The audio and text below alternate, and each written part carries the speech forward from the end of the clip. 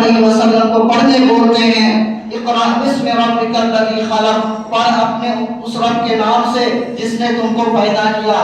اللہ کے نبی صلی اللہ علیہ وسلم فرماتے ہیں ما انا بقاری، میں پڑھنے والا نہیں ہوں۔ پھر دوسری مرتبہ کہتے ہیں، تیسری مرتبہ یہی چیز کہتے ہیں، اللہ کے نبی صلی اللہ علیہ وسلم فرماتے ہیں ما انا بقاری، میں پڑھنے والا نہیں ہوں۔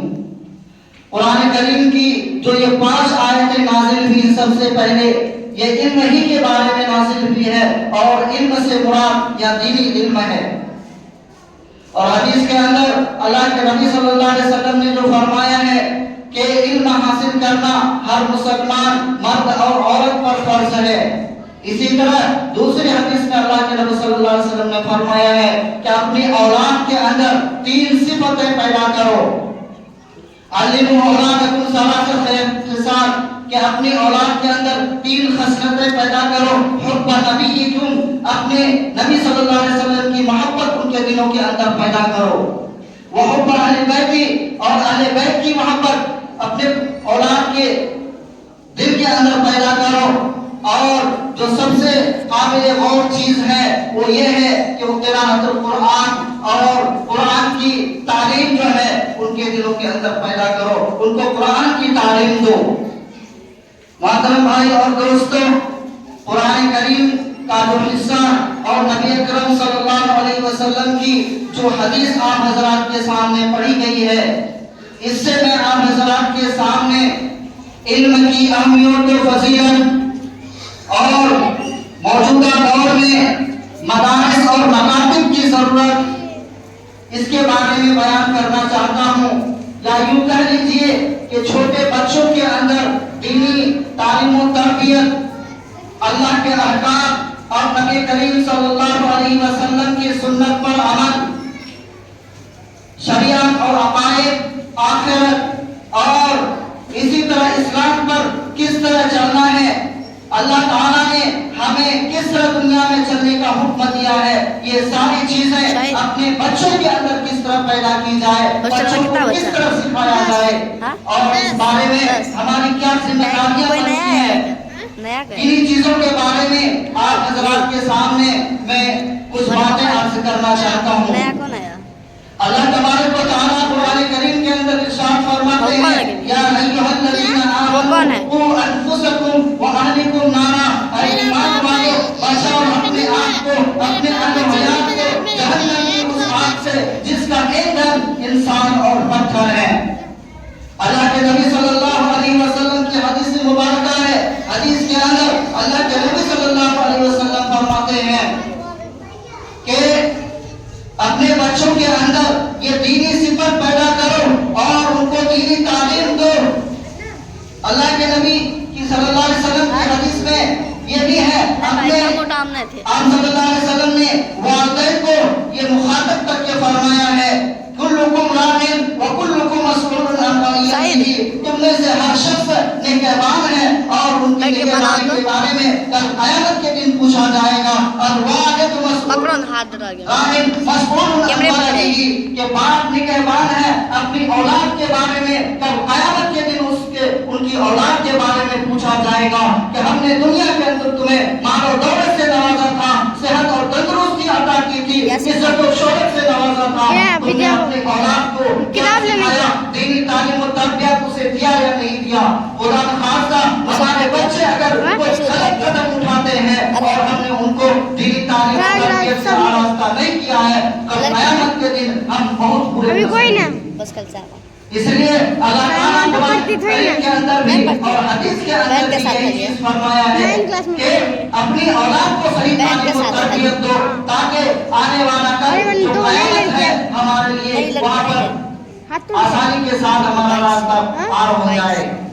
اللہ کے نبی صلی اللہ علیہ وسلم کو جب دنیا کے اندر مبعوث کیا گیا اور عہدہ نبوت سے سرفراز کیا گیا، اس وقت دنیا کی حالت آپ بخوبی جانتے ہیں کہ ہر طرف کفر و ضلالت پھیلی ہوئی تھی۔ خود خانہ کعبہ کے اندر 360 بت رکھے ہوئے تھے۔ لوگ اپنی نادانی اور جاہلیت کی وجہ سے اپنی پھول جیسی بچی کو زندہ نردور کر دیتے تھے۔ ایسے ماحول میں اللہ تبارک و تعالیٰ نے جناب حضور تاجدار محمد مجتبی محمد مصطفیٰ صلی اللہ علیہ وسلم کو اس دنیا کے اندر مبعوث فرمایا، اور دنیا کا جو سب سے پہلا مدرسہ بنا وہ دار بنی ارقم وہ پہلا مدرسہ بنا۔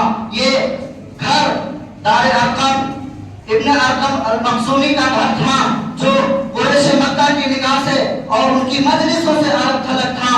ابتدائی اسلام میں لوگ اسی گھر کے اندر چھپ کر نماز ادا کیا کرتے تھے، اور نبی کریم صلی اللہ علیہ وسلم نے 5 نبوی کو سن 5 نبوی کو اس گھر کو اپنی خفیہ دعوت و تبلیغ اور اس مسلمانوں کی اجتماعی دعوت کے لیے جو ہے اس چیز کو استعمال کیا۔ دنیا کا دوسرا مدرسہ صفہ ہے، جس کو ہم اور آپ اصحاب صفہ کے نام سے جانتے ہیں۔ یہ گھر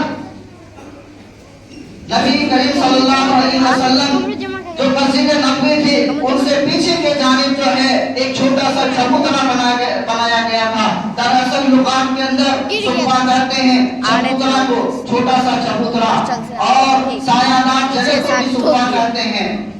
یہاں پر غرباء صحابہ فقراء صحابہ اترتے تھے، یہاں پر علم سیکھتے تھے، اور جو یہاں پر مستقل قیام کرتے تھے انہیں وہ اصحاب صفہ کہتے ہیں۔ ان کی تعداد کبھی 70 ہوتی تھی، کبھی 200 سے بھی زیادہ ہو جاتی تھی۔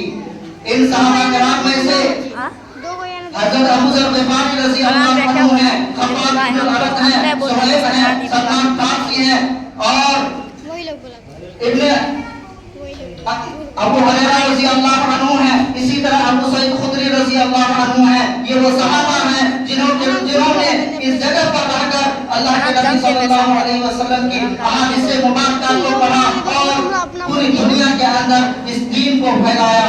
آج انہی کا دین ہے کہ یہ دین ہم تک پہنچا ہوا ہے اور گھر گھر دین پہنچا۔ آج انہی مدارس اور مکاتب کا جو ہے کمال ہے، انہی کا دین ہے کہ آج ہر گھر میں دین پہنچا ہوا ہے۔ انہی مدارس کا دین ہے، مدارس نے ہمیں دین کا عالم دیا، اور انہی مدارس نے ہمیں قرآن کا حافظ دیا، انہی مدارس نے انہی مکاتب نے ہمیں مسائل کا مفتی دیا۔ آج انہی مدارس اور علماء کی برکت سے مسجدوں میں اذانیں ہو رہی ہیں، نمازیں ہو رہی ہیں، خطبے پڑھے جا رہے ہیں، نکاح پڑھے جا رہے ہیں، اور نماز جنازہ پڑھے جا رہے ہیں، عید کی نمازیں پڑھی جا رہی ہیں، خطبے کے مسائل بیان کیے جا رہے ہیں، میراث کے مسائل بیان کیے جا رہے ہیں۔ یہ انہی مدارس اور مکاتب کا دین ہے۔ میرے بھائی اور دوستو، موجودہ حکومت اور یہ صہیونی طاقت جو ہے آج اسلام اور مسلمانوں کو جڑ سے مٹانا چاہتی ہے۔ ہمیں اس میدان میں آگے آنا پڑے گا، اپنے بچوں کو دینی تعلیم و تربیت سے آراستہ کرنا پڑے گا۔ کہیں ایسا نہ ہو کہ ہم دین سے دور ہو کر اپنے آپ کو بھی اور اپنے بچوں کو بھی اگر دین سے دور کر لیا تو کل وہ وقت بھی آئے گا کہ مسجدوں میں اذان دینے والا نہیں ملے گا، اذان ہوتی رہے گی، مسجدوں میں نمازی نہیں رہیں گے، کیونکہ جب جہالت پھیلے گی تو پھر اسلام پر چلنا مشکل ہو جائے گا۔ لوگ گمراہی کی طرف چلے جائیں گے، ضلالت و گمراہی کی اندھیری میں لوگ چلے جائیں گے۔ اسلام پر عمل کرنا، نبی کریم صلی اللہ علیہ وسلم کی سنتوں پر عمل کرنا ہمارے لیے مشکل ہو جائے گا۔ آج ضرورت ہے کہ ہم اپنی مسجدوں کو آباد کریں، مساجد کو آباد کریں، مکاتب کی بنیاد ڈالیں۔ جہاں پر مکتب چل رہے ہیں ان کے اندر جو ہے گاؤں اور سماج کے جو پاورفل لوگ ہیں، دولت مند انسان ہیں، جن کا نسل و رسوخ ہے، وہ اس طرف دھیان دیں، مکاتب کی طرف، مساجد کی طرف دھیان دیں۔ آج ہم اور آپ اچھی طرح جانتے ہیں کہ موجودہ حکومت مسلمانوں کے ساتھ کیسا جو ہے رویہ اختیار کر رہی ہے، ان کے ساتھ کیا برتاؤ کر رہی ہے، مسلمانوں کی مساجد کو، ان کے قبرستان کو، ان کے جو عیدگاہ کی زمین کو، وقف کی پراپرٹیز کو ہتھیانا چاہ رہی ہے، اور یہ چیز دوسروں کے حوالے کرنا چاہ رہی ہے۔ جب تک ہم اس میدان میں آگے نہیں آئیں گے، عملی جامہ نہیں پہنائیں گے، تب تک جو ہے ہمیں اس دنیا کے اندر ذلیل و رسوا رہنا پڑے گا، اور ہم پر ظلم و ستم کے پہاڑ ڈھائے جائیں گے۔ میرے بھائی اور دوستو، الحمدللہ ہماری اس مسجد کے اندر مکتب چل رہا تھا، رمضان المبارک کی وجہ سے مکتب بند تھا۔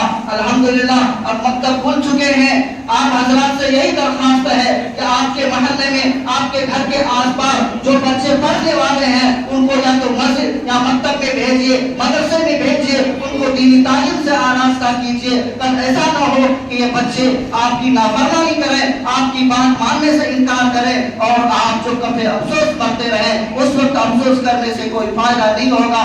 ہمیں اپنے بچوں کو دینی تعلیم و تربیت کے میدان میں آگے لانا پڑے گا. ان کو مکتب بھیجنا پڑے گا, مدرسہ بھیجنا پڑے گا, یا پھر گھروں کے اندر ہی ان کی دینی تعلیم و تربیت کا انتظام کرنا پڑے گا. میرے بھائی اور دوستوں, وقت کی کمی ہے.